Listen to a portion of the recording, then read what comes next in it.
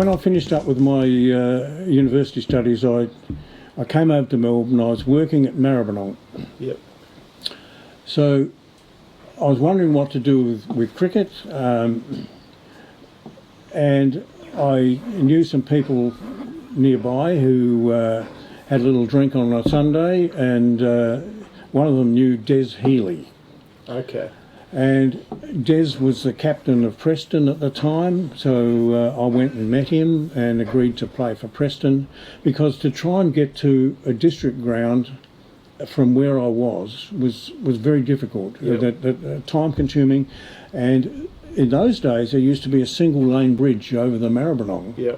And if you weren't quick off the mark, you got held up for ages. And those guys were very quick off the mark because they knew all of the tricks. So that was about 68, 69. So that was about right, yeah. And was Jack... No, that was pre-Jack. The year before Jack came. Yes, that's right. So it must have been 67, 68. Yeah. So it was a drought year. Yeah. Although the first game I played was on a wet wicket and it was against Brighton. Mm-hmm.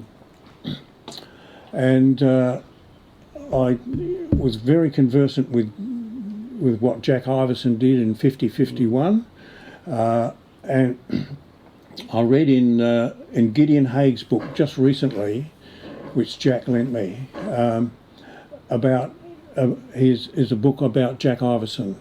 And I didn't realise that Iverson played a lot of cricket with Brighton, both before and after he played Test cricket, and he played for Melbourne in district cricket too. And Gideon Haig had obviously interviewed several players who sort of crossed paths with Iverson, and one of them was a guy called Len Hayball. Now, I never knew at the time that Len Hayball was some sort of a legend in sub-district. Mm-hmm. I must have played for some time.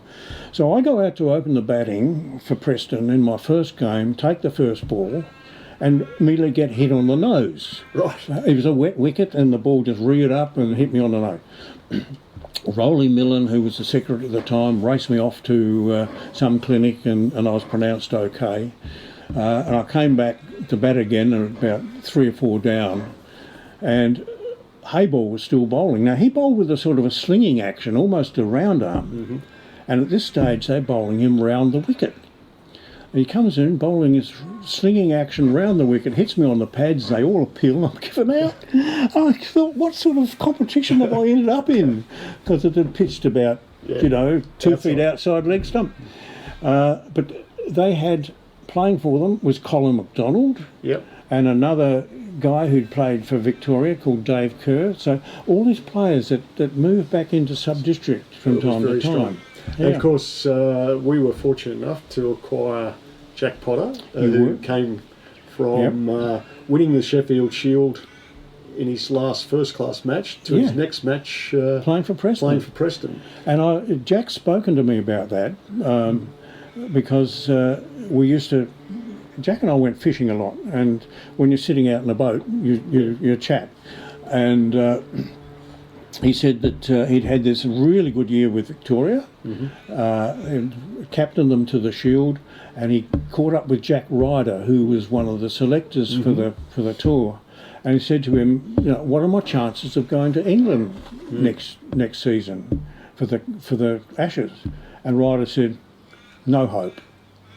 So Jack said that was it. He decided to take the coaching job that became available. He needed a bit of cash too. Yeah. And he was teaching out at at Preston Tech. Yeah. So that was how Jack arrived. That previous year, which turned into a drought year, if you got the ball through the field, you got 4. Yeah. And Ian Baggott, who's not a dasher. Yeah. He stayed in long enough to get the ball through the field, and I think he took out the batting average by a long way. There were some interesting games we played with Jack, and in those years, there was one when we played against Port Melbourne down at Port Melbourne. I had the dubious honour of running Jack out in that game. And he went off, steam coming out of his ears, we had to chase something, a fairly substantial score. And by the time 9 wickets were down, I was still in. I was going all right. I was over 50, I think. And our last man was a guy called Pert. Yeah, father of. Yes, father of Gary. Yeah. And Purdy was a tearaway fast bowler. He used to roll his sleeves up over the elbow, over the shoulder practically. And when he batted, he never batted with a box, and he never wore batting gloves. Right. He was a character. And he would bounce you as soon as look at you when he was bowling. So Purdy comes out to bat. We've got 40 to get. And I said to him, "OK, Brian," I said, "you can bat. I know you can bat." I said, "I'm going all right. You hang around and I'll see what I can do." And he just nodded his head, went up to the batting end, and then promptly hit about 3 fours before the end of the over. And this is achievable. We're down to under 30. And he knocked off a few more in the next over or two, and then between us we got the winning runs. So that's something I really enjoy remembering, I think. But Purdy was an amazing character. Yes. It was a pretty good side back there. We had Eddie Ruttenfelds. Eddie came in your second last year, didn't he? Yeah, Jack and I went. Tell us about Eddie as an 18-year-old. Well, he was still a big man, even then, and he had the long hair down. At that stage, it was only down to the bottom of his neck. So No beard. No beard. But again, a man of few words. Yeah. But very intense about his cricket, and he wasn't a tearaway, but he would just do a little bit with the ball, and he just bowled all day. Yeah. And he of course became talk about legends. Eddie was a dead set legend with Preston, and I can remember one game we played. I forget who it was against, which showed me, in no uncertain terms, that I wasn't cut out to be a captain of a cricket team, because I was vice captain, but Jack, for some reason, couldn't play on the second day. And we'd made a huge score, something over 300, I think, in the first day. And I'm captaining the side, bowling to the opposition on a wet wicket. And I just didn't cut it. And the only thing that we managed to do was Eddie took a hat trick, right. And I caught the third wicket. It's a short bit on, but we won. Yes. We won it all right. We couldn't lose from that thing, but I got a lot of rubbishing from the boundary. I know that. Yeah. Now, you played in the famous game where Puchlenko made 140 out of about 170. And how many did you get that day? I got 15, which was second best. Yeah, there were 7 ducks, weren't there? Yeah. Oh, you tell me, I'll believe you. We had to make about 180 to win, I think, the game. And it was a green wicket, and there was this chap called Rex Close, who was in their side, and he was lively. He was very lively, and on that wicket he was making them fly. Yeah.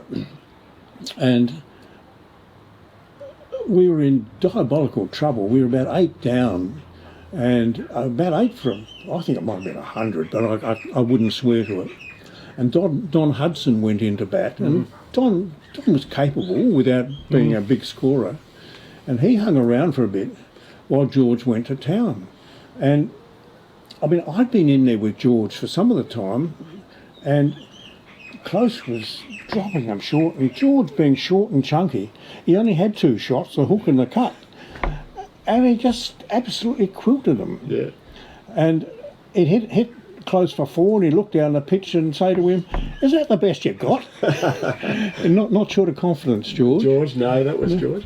And you played in the other famous game. He did, yeah. No, you did. At Camberwell. Yeah. And you were actually batting when the controversy... I was, yeah. And I was involved right in the heart of that controversy. So that other game, by the way, George made 140 and we did win it. Yeah. But this game, there was another wet wicket. Why are they always the wet wickets? And Camberwell went into bat and they made, I think it was 59. Yeah. Anyway, by the time we went into bat, the sun had come out. Now, I had heard of sticky wickets, Yeah. but never actually experienced what people used to describe as a sticky wicket. But this wicket just became absolutely diabolical. I had a guy called Phil Giltonen who played first grade district cricket. Left hand quick. Left armour, yeah.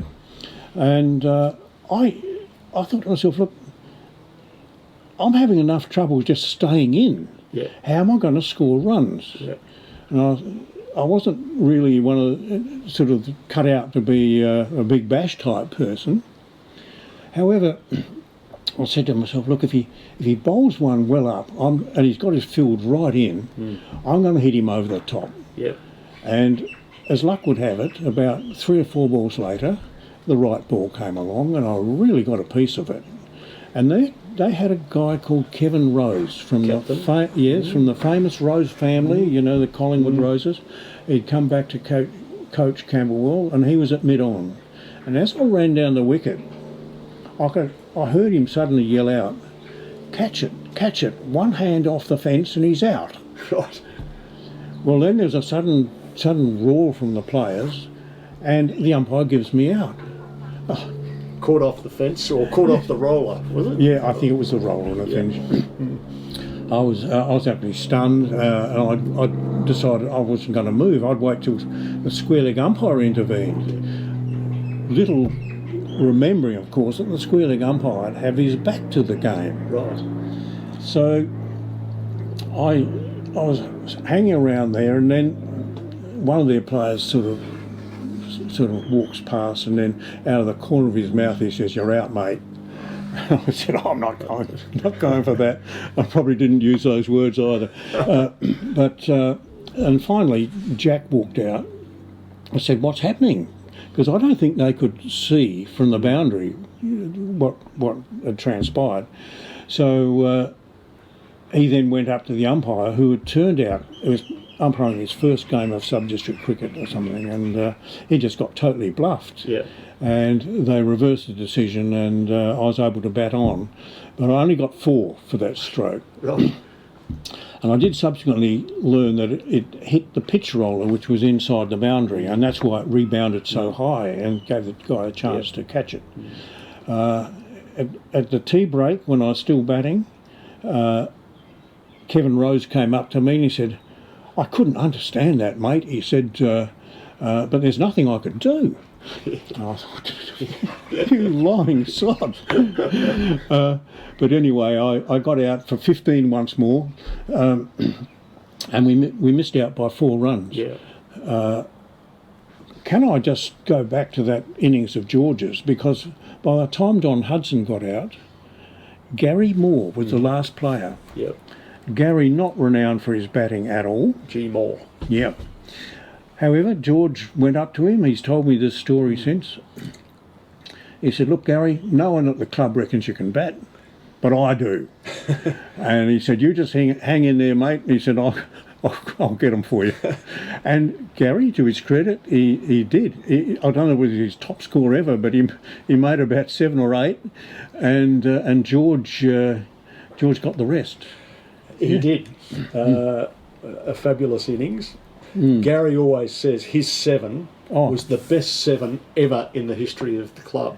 Well, he said he cut, he pulled, he drove, he did everything. It was he could make a good case for it, I think. Yeah, yeah. Great story. Yeah. So I was going to say that Jack and I, at the end of that season, I came up in the semi-final against Ormond, and a guy called Alan Doble was playing. Now, I'd come across Alan in my first season, or was it second season, I think, playing for Ormond, and he bowled me what I reckon is just about the fastest ball I've ever faced. He had this absolute gale behind him, and he's a big, quick left-hander. He'd played for Victoria, and he knocked me over, in very short order. Yeah. I managed to get a few against him in the second dig, and in that game in the semi-final, he was just dropping them a little bit short. They were going past chin high all the time, and I was forever sort of shouldering arms to try and survive there. But he was he was one of the best bowlers I played in sub-district cricket. I played in that game, and I think I was only about 19 Mm. at the time. No helmets. No helmets. No helmets, no guards, No. not even a thigh pad. And I remember, excuse the swearing, but I was shitting myself. Brent, we've just about run out of hard disk and battery capacity, so we'll have to actually wrap up now, but it's been wonderful to talk to you. I hope everyone enjoys the conversation who watches this on YouTube. Yeah. All right, Brent. Thank you very much, and thank you for your hospitality today. Yeah.